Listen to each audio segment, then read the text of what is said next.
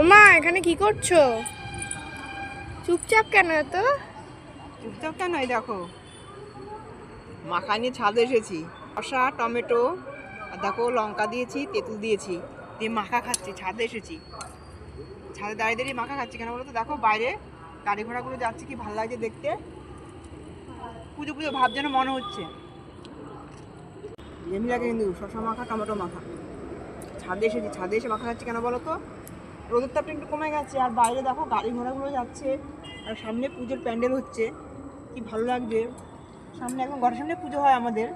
নিচে তো বোঝা যাচ্ছে না, যেহেতু কাপড় ত্রিপল টানানো থাকতো ভালো বোঝা যেত, যেহেতু বাস টানানো বোঝা যাচ্ছে না। আমার ঘরের সামনে পুজো হয় আমাদের, আর ছাদে এসে মাখা খাচ্ছি বিকেলে। একদম জমে গেল কিন্তু। নিবি নাকি তুই? নিবি? হ্যাঁ আমি তো খাবোই। হ্যাঁ নাকি আমি খেয়ে নেবো? বল। মাখা কিন্তু এ কিন্তু রাখা যাবে না। না না খাবো। বলো, তাহলে তুমি দেরি করলে তুমি কিন্তু ভাগে পাবে না। হ্যাঁ কেমন? দারুণ হয়েছে। দারুণ হয়েছে।